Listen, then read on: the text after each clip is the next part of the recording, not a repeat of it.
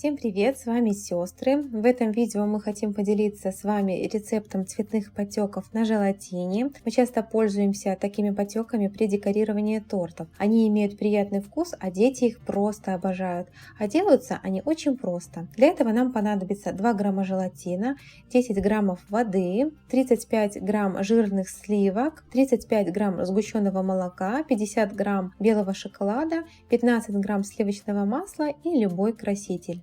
Перед началом приготовления нужно замочить желатин в воде для набухания. Мы уже смешали воду с желатином, у нас он быстро растворимый и набухает очень быстро, буквально 5 минут. Время набухания обычно пишут на упаковке, ориентируйтесь на эти данные. Если у вас желатин обычный гранулированный, как правило, на это уходит до 30 минут. Пока желатин набухает, мы готовим основную смесь. Для этого все ингредиенты помещаем в одну емкость и нагреваем импульсами в микроволновке, периодически доставая и помешивая. Не перегрейте массу, так как там есть шоколад, а при перегреве он может свернуться. Мы будем покрывать торт изумрудным велюром, и цвет потеков подбираем такой же, только на несколько тонов светлее. Иногда, если у нас остается немного велюра, мы его используем вместо красителя для подтеков, чтобы подкрасить сами потеки в тот же цвет. Окрашивать массу для подтеков можно любым красителем. Мы используем самые простые гелевые водорастворимые фирмы Top Decor. Добавляем каплю зеленого и голубого оттенка. Если вам нужно добиться более холодных цветов, то добавьте белый гелевый краситель или разведенный заранее в сливках порошкообразный белый краситель, так как имеющийся в составе шоколад и сгущенка имеют желтоватый оттенок, который будет давать теплый подтон. Пробиваем все блендером.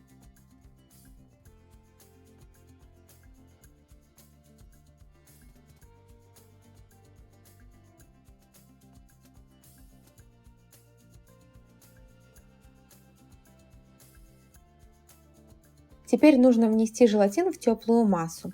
Так как у нас он мелкий, его предварительно не нужно распускать на водяной бане или в микроволновке. Для его растворения достаточно будет тепла массы, в которую мы будем сейчас добавлять желатин. В теплой среде он полностью растворяется. Если у вас будет желатин крупно гранулированный, то предварительно можно его распустить в микроволновке или на водяной бане, а только потом вносить желатин в массу. Только помните, что желатин теряет свои свойства при кипении, поэтому не доведите его до этого состояния при нагревании в микроволновке. После добавления желатина еще немного перебиваем массу блендером. При длительном пробивании блендером она может загустевать, поэтому долго не используйте его. Лучше помешать дополнительно все лопаткой. Если так произошло, что масса все же загустела, но при этом осталась теплая, можно ее немного разбавить сливками. Только добавлять их нужно постепенно, буквально по пол чайной ложки.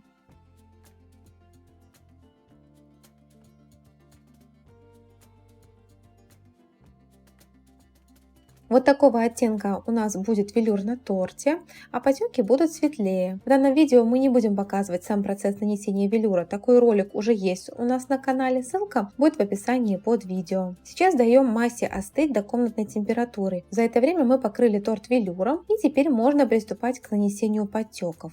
Наносим мы их при помощи кондитерского мешка на хорошо охлажденный торт и разравниваем мастихином или шпателем. А затем постепенно подводим массу к краю, где должен получиться подтек.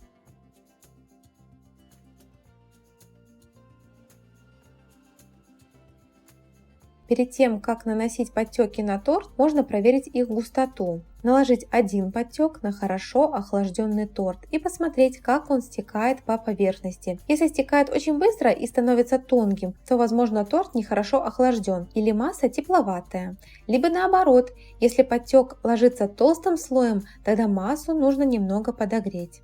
Так как желатин на холодном торте начинает быстро застывать, нужно не медлить в работе и стараться побыстрее разгладить поверхность. Там, где не хватило потеков, можно нанести дополнительно с мешка. Как только мы нанесли глазурь, мы сразу же отправляем торт в холодильник, чтобы она хорошо схватилась. На неровности сверху торта мы не обращаем внимания, так как они будут потом закрываться ягодами. Спустя пару минут можно достать торт с холодильника и декорировать любым способом. У нас это ягоды и шоколадные шары. Поверхность подтеков липкая, поэтому любой декор к ней очень легко крепится. Таким же образом мы наносим подтеки и на кремовые торты. Однако сейчас на кухнях многих хозяек достаточно жарко, и разница температур в холодильнике и помещении будет вызывать быстрое образование конденсата на поверхности кремового торта. И работать с подтеками нужно будет побыстрее, так как если вы замешкаетесь, будете переливать подтеки в мешок или еще перемешивать массу, а торт уже будет стоять в тепле, тогда образуется на нем конденсат,